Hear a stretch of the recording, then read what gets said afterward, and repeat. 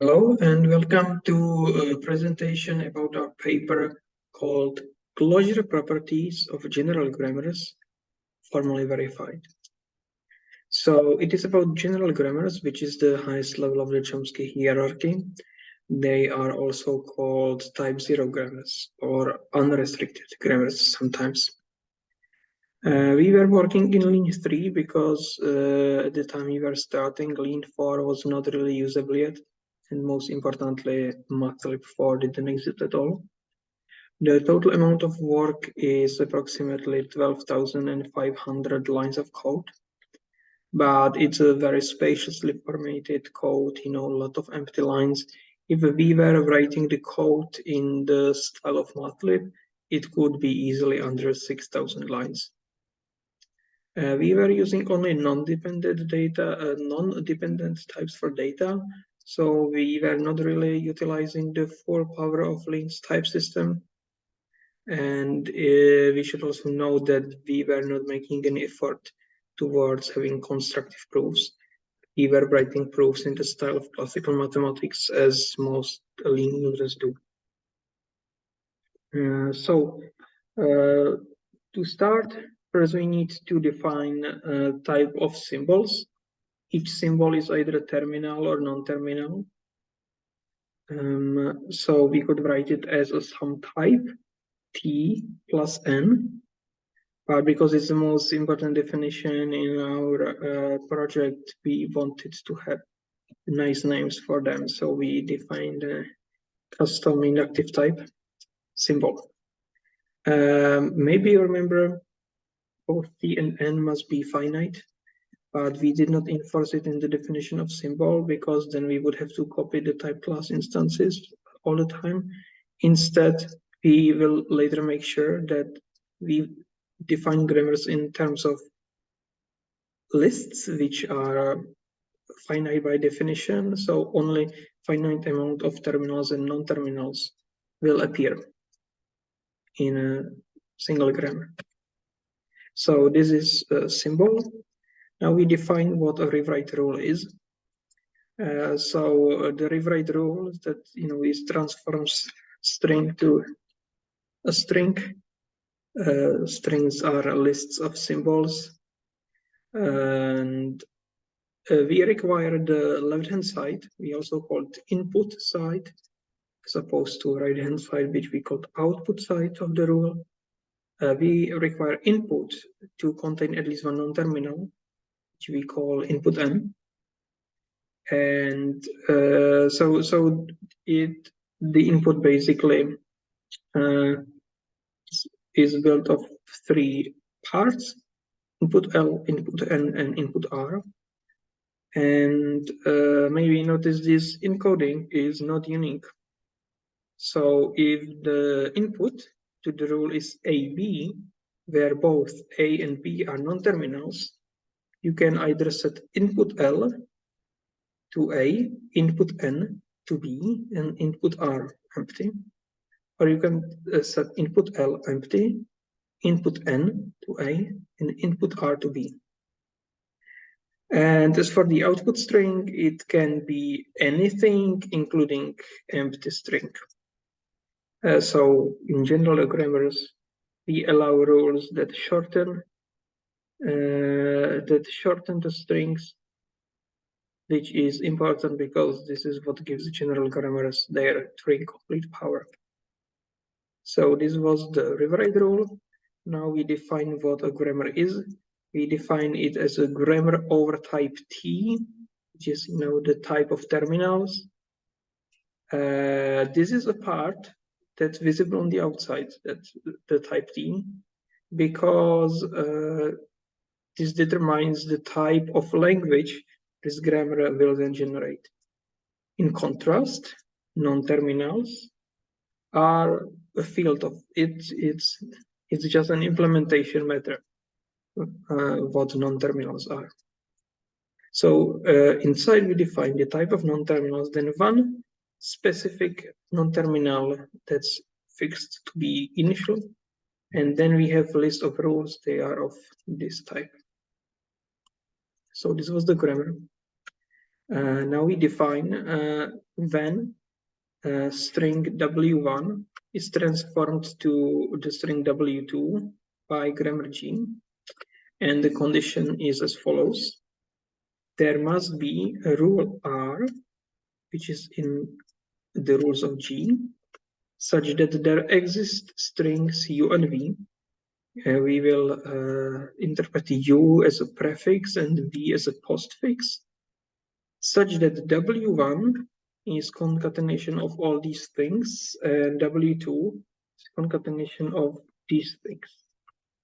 So if we look at these middle three parts, input L, input N, input R, that's just, you know, taking the whole input of the rule, and we say that the input of the rule must match a substring in the input word, and this substring is replaced by the output string of the rule. And the U and V stays unchanged. So, you know, we are rewriting somewhere in the middle of the word. Of course, U can be empty, V can be empty. Maybe you notice that this r.input n is written slightly differently than r.input l. It is because it has a different type. If we go back to how the rule was defined, input n is just an element of n, but the other parts are lists of symbols over t and n. So in order to concatenate input n with input l, we first need to wrap n into a non-terminal symbol, and then we need to make a singleton list out of this one symbol. So this is exactly what happens here. Symbol the non-terminal of r.input n, and we put it into list. So this was transformation by grammar. Now we look at derivations in the grammar. Derivation is any number of transformation steps. So, you know, any sequence of rewritings. And the function grammar derives takes grammar G and it returns the binary relation over strings with the right type. And it is defined as a reflex transitive closure over this relation grammar transforms, with G being fixed. So, this was the derivation by the grammar. And now we look at the grammar generates some words. And now, before we were working with strings, which were like lists of symbols. It could be both terminals and non-terminals. But now we are talking about words generated by the grammar, and they are just lists of terminals. So how we define what the grammar generates is a special case of grammar derives. It's basically ends-to-end a derivation where, you know, we start with a single list containing only the initial and terminal, and we require the right side, the output, to contain terminals only. So we take W and we wrap it, all symbols to be terminals. And this is how we enforce it. So this function says, what are the W's that it generates? And now, just a technicality, Mathlib defines a language over type T as the set of lists of T. And we say that the language of a grammar is the set of all words that the grammar generates. So now, when we have a language of a grammar, we can state what it means for a language to be type 0. And we define that the language L is type 0 if there exists a grammar G such that the language of grammar G is the given language L. So this is the top level definition is type 0, for which we will prove the closure properties. So now we get to the results, And the first closure property proof is closure under union. This is how MATLAB defines union of two sets. And this line says that if we have two terms of the type language, then has at this is the symbol plus, and set union refers to this. So this line says if we write plus between two languages, it will create the union of them. So that's what the words which we prove type 0 of type 0 union type 0, which says that for any two languages over T, here called L1 and L2, if L1 is type 0 and L2 is type 0, then their union is also type 0. How we prove such a theorem? I will give like the overall picture, which is the same for union as for concatenation, for example. We are given languages, we are given grammars G1 and G2, and we construct a new grammar G that generates the union of these two grammars. And then we have to prove for any word, we have to prove that if the word is generated by G1 or G2, that it can also be generated by G. And the other inclusion, that if we have a word generated by G, that it can equally be generated by G1 or G2. Usually, this implication is easy, but this implication is usually much more difficult because grammar G is somehow more difficult, and even though it looks like obvious when you look at it that this generates only, and it's kind of hard to prove that it doesn't generate anything else. The second result, which was really easy to obtain, is the reversal of language. We first define what a reversal of language is. For given language L, the reverse language, second language or T, such that for any word W, W belongs to the reverse language if and only if the word W backwards was in English L.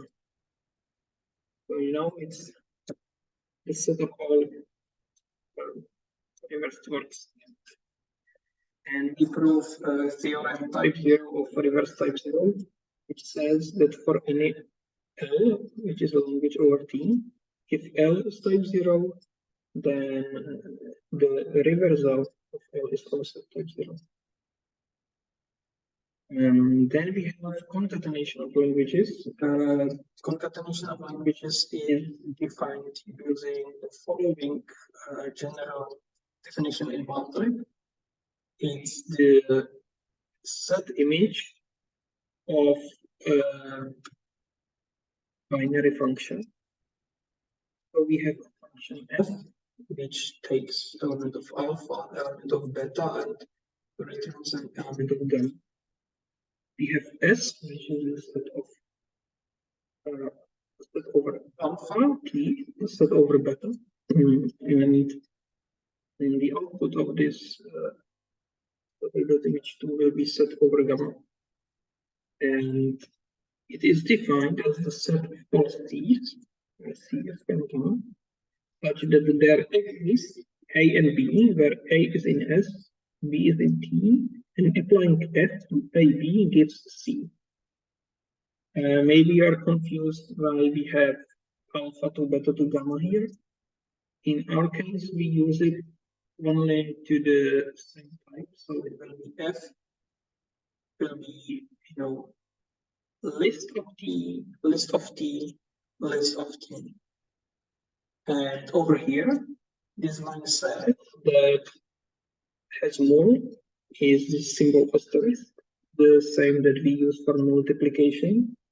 And it says that if we have two terms of the type language T and we write asterisk between them, then it returns their concatenation. Set.image2 using plus as the function f. This is concatenation of words, and we use like the set image of concatenation of words. So this says that L1, the asterisk L2, is the set of all words P that can be split into two parts, A and B, such that A concatenated B is C, and A is in the first language and B is in the second language. So this is how concatenation of languages is defined. And we prove a theorem type 0 of type 0 concatenated type 0. It says that for any L1, L2, which are both languages over T, if L1 is type 0 and L2 is type 0, then their concatenation is also L0, T0. And the last result we have is closure under Klein star. We define the Klein star of a language in the following way. This is again a definition from Matplotlib. We didn't define this, and is the set of all verbs like list T on X, which are list T, said that there exists F, which is a list of list T, where the verb X comes from gluing them all together, and each element of this set S is in the original language. So the Klein star of a language is the set of all words that can be chopped into words that come from the original language. And this is the most difficult theorem we proved. Type 0 of star type 0, which says that for any language L, if L is type 0, then L star is also type 0. So this is for our results. Previously, there were many results about regular languages and context-free languages, but we didn't find any results about context-sensitive languages. And we also believe that we are the first ones to formalize general languages, type 0 languages. However, there are other Turing-complete models of computation which were done before, and out of these results, I would especially like to pinpoint work by Frank Balbach from the beginning of this year. He formalized Turing machines in Isabelle Sledge Hall, and he proved the Euclidean theorem, which says that is NP complete. So I think this is a really amazing big result. And what we want to do in the future, we would like to formalize the entire Chomsky hierarchy. There, like in Lean, we would like to have like a unified framework for all those classes of languages. So we depend on Matplotlib, and Matplotlib already has regular languages. We would like to connect them to our library so that they are subsets of subclass of context-free languages. For any automaton, for any regular expression, we can create a context-free grammar that recognizes the same language. We already have some results about context-free languages in our library, and we would also like to add context-sensitive languages to our library. The most interesting future goal is to establish the equivalence between Turing machines and grammars. Equivalence in the sense of computability theory, that they are both Turing. We call it Turing complete, but just we haven't really defined Turing completeness in Lean, and so we want to establish that Turing machines and grammars are equivalent. We believe going from Turing machines to general grammars will be quite easy The difficult direction will be going from general grammars to Turing machines. So we decided to do it with some intermediate steps. First, we want to reduce general grammars to Kuroda normal form grammars. And I'm talking about Kuroda normal form for unrestricted grammars. So in this Kuroda normal form, there can be rules that take single non-terminal and replace it by empty string. Then from Kuroda normal form grammars, we want to go to non-deterministic multi-stack machines. And from non-deterministic multi-stack machines, we want to reduce to vanilla Turing machines. We expect this thing to be very challenging. So in total, we have 4 reductions we need to write, and this will give us 8 inclusions we will have to prove, so it's probably going to be difficult. Thank you for your attention, and if you have any questions, I will be happy to answer.